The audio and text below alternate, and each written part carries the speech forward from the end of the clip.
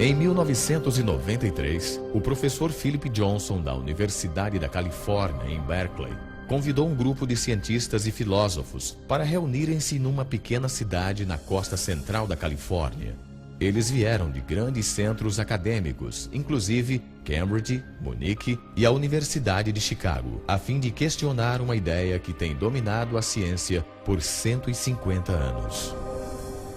A reunião em Pajaro Dunes representou um ponto decisivo para muitos de nós. Todos nós tínhamos perguntas sobre a teoria da evolução, mas quando nós nos reunimos, cada um trouxe algo de sua própria área, e de repente tivemos um vislumbre de um novo modo de olhar para a vida. Diria que este foi um período intenso na minha vida, quando percebi que existia algo muito mais intelectualmente satisfatório que o ponto de vista que tivera antes.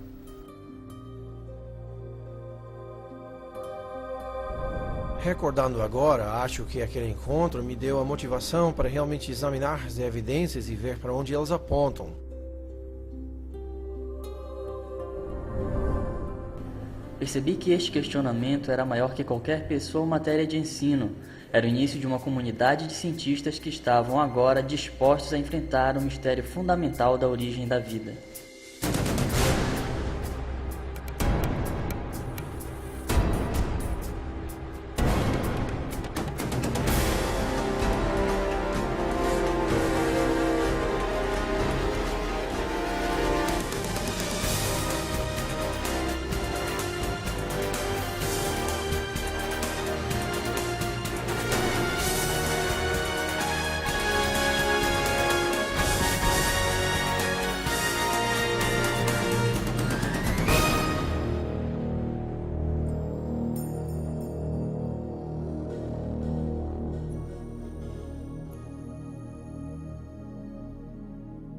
Este é o tópico mais interessante que existe.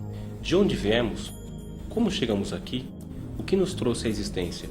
Onde nos encaixamos em relação à realidade como um todo? Considerando a diversidade e complexidade incrível da vida, inevitavelmente surge a pergunta: o que trouxe tudo isso à existência? Foi simplesmente o acaso e necessidade, ou há algo mais acontecendo? Existe um propósito, um plano, um projeto devido a uma causa inteligente? Penso que esta seja a pergunta fundamental.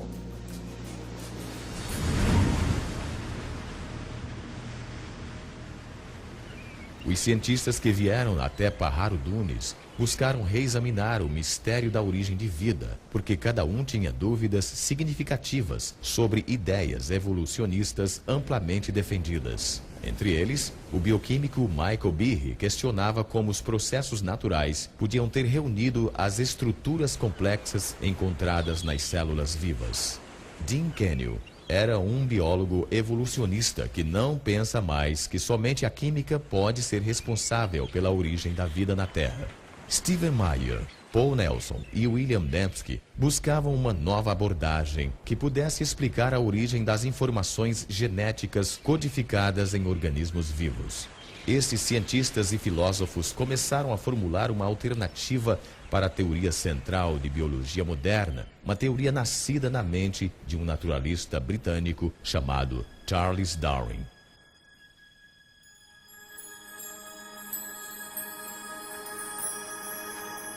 Em 1831, Darwin, com 22 anos de idade, embarcou expedição de pesquisa de 5 anos ao redor do mundo. Ele partiu da Inglaterra viajando no navio HMS Beagle, passando pelo ponto mais ao sul da América do Sul, e daí para o norte na direção de uma cadeia de ilhas vulcânicas do Oceano Pacífico chamada Galápagos.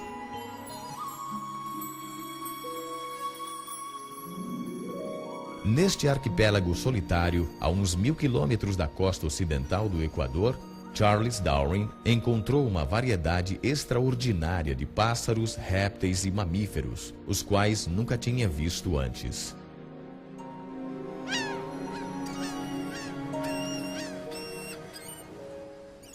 Durante mais de um mês, Darwin estudou a vida vegetal e animal, fez anotações extensivas e colecionou amostras. Depois foi embora para nunca mais voltar. Então, 25 anos se passaram enquanto ele desenvolvia sua teoria. Em 1859, Darwin publicou um livro intitulado A Origem das Espécies. Seu impacto sobre a ciência e, no final das contas, sobre toda a cultura ocidental foi dramático. Darwin alegou que toda vida era o produto de forças naturais puramente desgovernadas. O tempo, o acaso e um processo que ele chamou de seleção natural. Antes de Darwin, a maioria dos cientistas e filósofos, tais como Platão, Newton e Kepler, consideravam o mundo como produto de algum projeto ou plano. Mas uma mudança fundamental ocorreu com a ideia de Darwin sobre a seleção natural, a qual desencadeou uma profunda mudança na filosofia científica.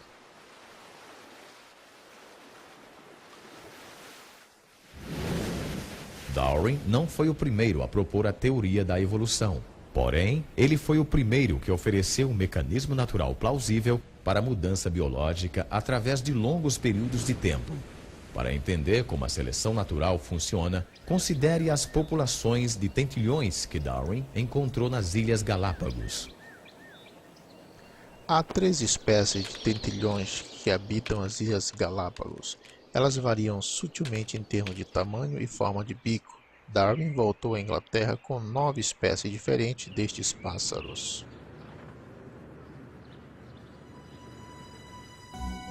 Conforme a teoria contemporânea do darwinismo, as diferenças no tamanho e na forma do bico dos pássaros são os resultados diretos da seleção natural. Um exemplo frequentemente citado tem a ver com as espécies de tentilhões que comem sementes.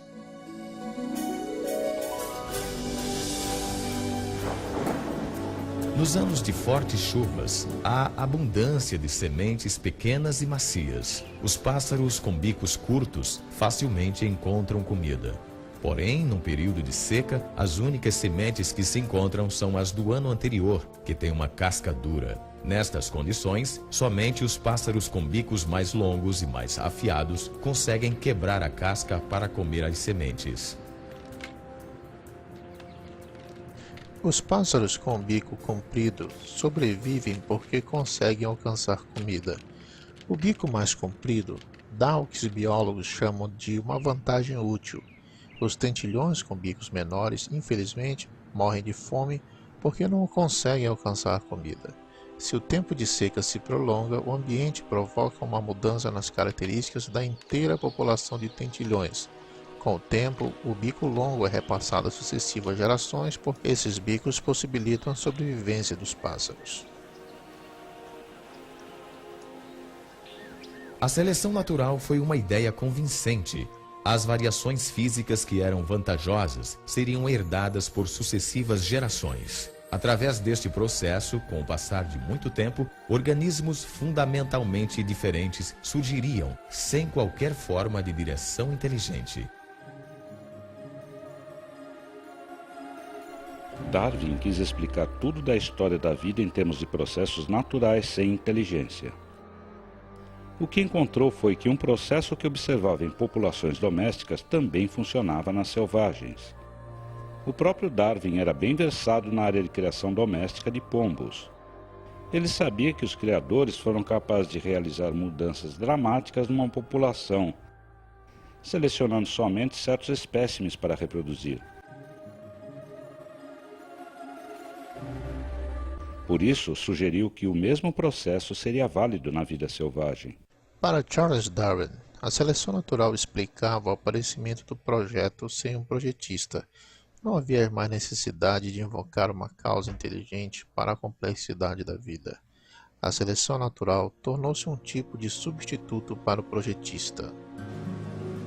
Hoje, o darwinismo é geralmente aceito por todo o mundo científico e acadêmico. Apesar desta aceitação quase universal, um número crescente de cientistas e professores agora questiona vários aspectos principais